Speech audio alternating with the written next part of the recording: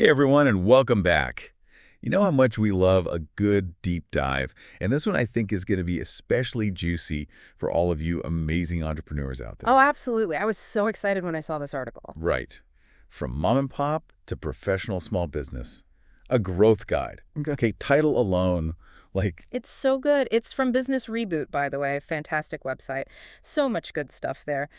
But this article, I mean, it's speaking our language, right? Like, yeah.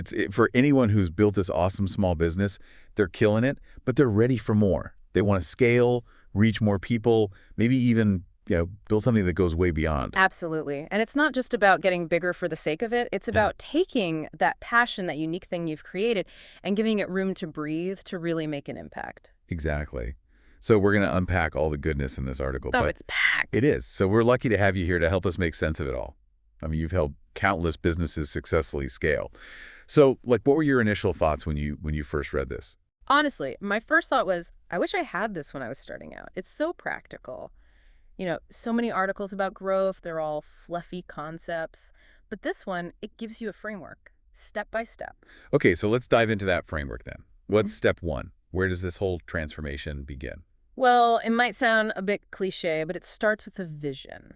Okay, but not just any vision, right? We're not talking about like a vision board with some vague ideas. No, no, no. This is about getting crystal clear on what you want your business to look like in 5, 10 years. Like, really picture it. Where are you? What are you doing? Who are you serving? So it's like that classic elevator pitch, but for your business's future, right?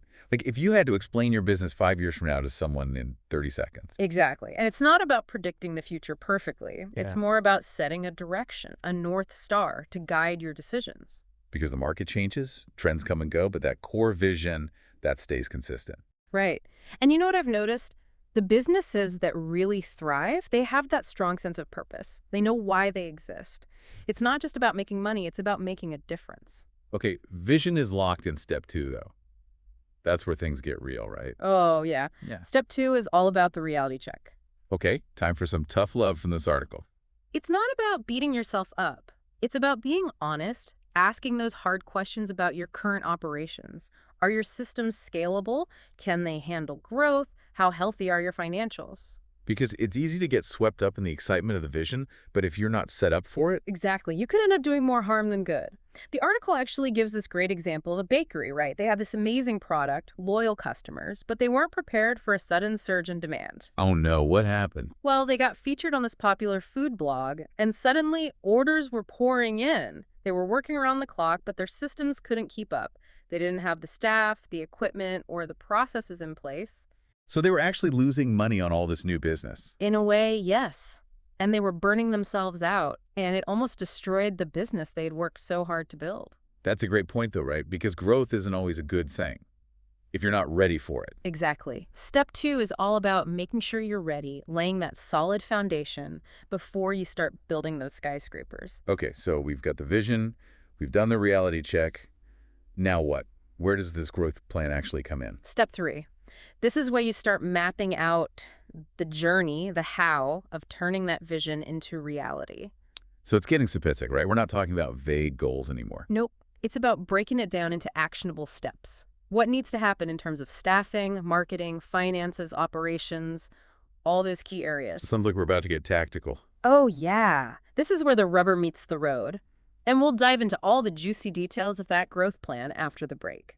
Okay, so we're back, and I'm already feeling fired up. Yeah. Like we've got this vision, this clear picture of where we want to be. We've assessed the situation, and now it's all about putting the plan into action. I know, right? It's exciting. And this article doesn't disappoint. It dives right into the nitty-gritty of how to actually make this growth happen. Okay, so where do we start? What's the first thing we need to tackle? Well, you can have the best vision in the world, the most brilliant strategy, but if you don't have the right people on You're board, going nowhere. right? It's all about the team. Exactly. And this article really emphasizes that it's not just about filling positions, it's about finding the right people, people who are aligned with your vision, your values, your culture. Okay, so how do we do that? How do we go beyond just looking at resumes and skills and really assess if someone's a good fit? That's the million-dollar question, right? And the article has some great suggestions. One thing they emphasize is going beyond the traditional interview process. Okay, so like what? Ditch the resume altogether. Not necessarily, but don't let it be the only factor. Think about incorporating group activities, simulations, even personality assessments to get a better sense of how someone thinks, how they interact with others, how they approach challenges. It's about seeing them in action, right? Right. Not just in a staged interview setting. Exactly. Give them a taste of what it's actually like to work in your company and see how they respond. So you're not just assessing their skills, you're assessing their fit within the company culture. Precisely. And speaking of culture, that's another crucial element that this article highlights. Oh yeah, culture's huge, Yeah. especially as you grow. Because what works for a team of 5 might not work for a team of 50. Right. You can't just assume that your culture will magically scale along with the business. Exactly. You have to be intentional about it. You have to nurture it, cultivate it, and adapt it as you grow. So what are some of the key things to keep in mind when it comes to evolving your company culture during a growth phase? Well, the article really stresses the importance of clear communication. Communication, communication, communication, right. It's everything. Especially when things are changing, people need to understand what's happening, why it's happening, and how it affects them. Because if they don't feel like they're in the loop, Exactly. They start to feel disconnected, uncertain, and that can breed negativity and resistance. so transparency is key, right? Be upfront about the challenges, the goals, the vision. Absolutely. And then there's the whole idea of embracing change. You can't grow without change, but change can be scary for people. Especially if they've been with the company for a while, they're comfortable with the way things are. Right. So it's about framing change as an opportunity, a chance to learn, to grow, to try new things. And that starts at the top, right? Leaders have to embody that willingness to adapt and evolve. Exactly. Lead by example. Show your team that you're not afraid to roll up your sleeves, try new things, and even make mistakes along the way. It's about being vulnerable, authentic, human. Exactly. And celebrating those wins along the way, acknowledge the hard work, the dedication, the successes, big and small. Because positive reinforcement goes a long way, right? Mm. It creates that sense of momentum that we're all in this together. And that shared sense of purpose, that's what makes a strong company culture. And that's what will ultimately fuel your growth. Okay, so we've talked about building the team, fostering the right culture. But what about the outside world? How do we make sure our brand keeps up with all these internal changes? That's where steps 5 and 6 come in. Investing in your brand and evolving your company culture to match this new phase. So it's like giving your brand a makeover. In a way, yes. It's about making sure your brand reflects the mature professional business you've become. Okay, so practically speaking, what does that involve? It could be anything from updating your logo and website to creating marketing materials that convey a sense of sophistication and expertise. So it's about leveling up your visual identity, making sure it aligns with your new ambitions. Exactly. And it's also about setting clear customer service standards. As you grow, you can't afford to have inconsistent customer experiences. Right, because one bad interaction can quickly damage your reputation. Exactly. So it's about putting systems in place to ensure that every customer touchpoint is positive and professional. So it's about consistency and quality, right? Yeah. No matter how big you get, the customer experience should always be top-notch. Absolutely. And the article also highlights the importance of community engagement. As you grow, it's even more important to establish yourself as a valued member of the community. Okay, so like sponsoring local events, partnering with charities, that kind of thing. Exactly. It shows that you're not just a faceless corporation, you're a group of real people who care about making a positive impact. It builds trust and loyalty, both within the community and within your own team. Exactly. And it all ties back to that core vision, that sense of purpose that we talked about earlier. It's like this beautiful cycle, right? Your internal culture and your external brand, they feed off each other. They do, and that's what makes this transition from mom and pop to professional so powerful. It's about evolving on every level, not just in terms of size and revenue, but in terms of who you are as a business and what you stand for. Okay, this is all fantastic. But let's be honest, this is a lot to take in. It is. It's a journey.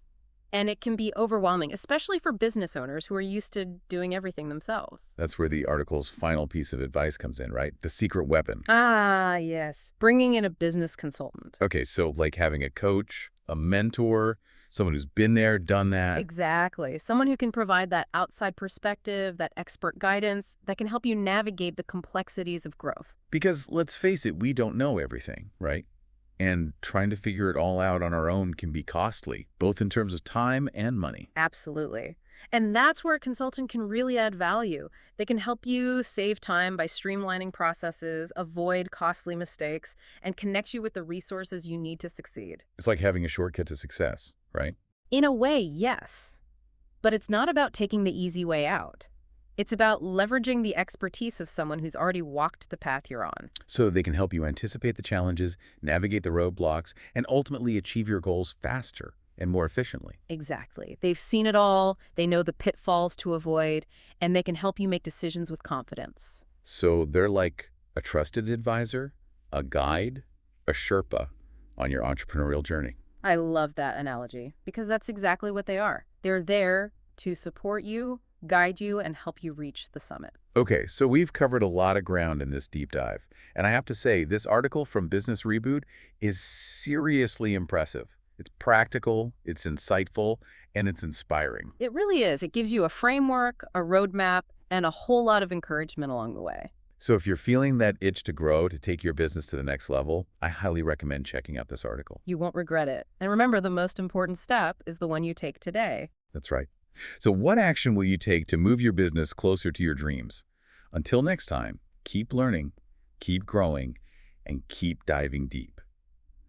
Okay, so we've walked through this incredible journey in this article. Right. From that little mom and pop shop with a dream to a full-blown, professionally run operation ready to take on the world. Yeah, it's pretty remarkable how this article lays it all out, makes it seem almost achievable, you know? Right, because it's easy to get overwhelmed with all the moving pieces, the challenges, the uncertainties.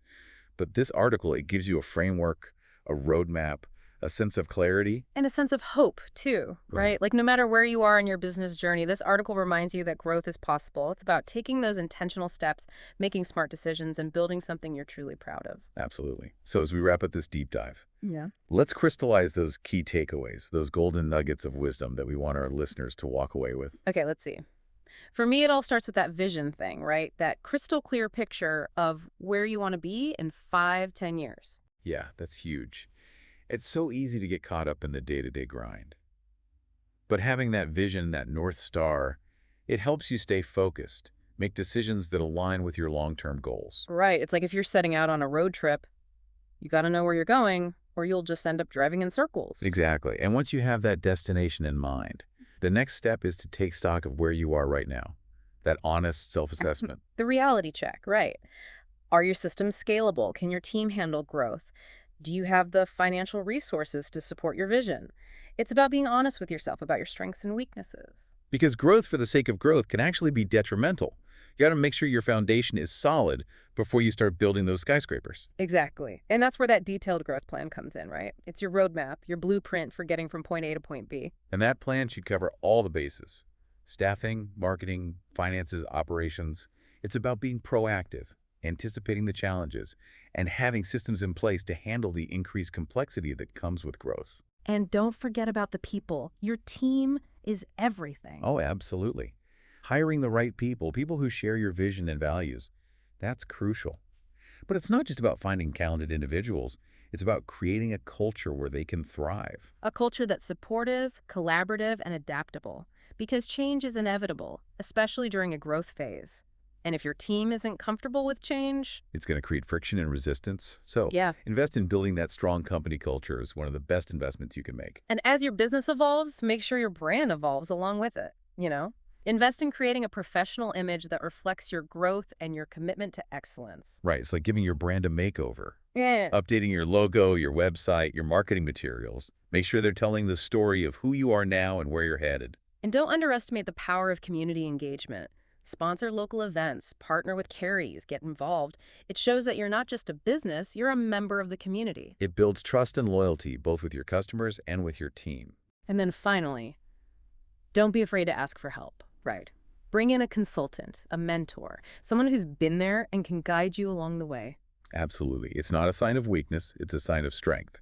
It shows that you're willing to invest in your success, to learn from the best, and to avoid costly mistakes. Because nobody has all the answers, and trying to figure it all out on your own can be exhausting and time-consuming. A consultant can help you streamline the process, connect you with the resources you need, and provide that objective perspective that can be so valuable. It's like having a Sherpa guiding you up the mountain. They know the terrain, they anticipate the challenges, and they help you reach the summit safely and efficiently. Love that analogy. So yeah, if you're feeling overwhelmed, don't hesitate to reach out for support. There are people out there who want to see you succeed. And this article from Business Reboot, it's a fantastic resource for anyone who's ready to take their business to the next level. Highly recommend checking it out. They've got tons of great stuff on their website, including a free consultation offer. Free advice from experts. Can't beat that. Seriously. So, to wrap things up, if you're feeling that entrepreneurial fire burning, don't let fear hold you back. Take that leap, make that plan, build your dream. And remember, you don't have to do it alone. That's right. We're all in this together, and we're here to support you every step of the way. That's it for this deep dive, everyone. Thanks for joining us. And until next time, keep learning, keep growing, and keep diving deep.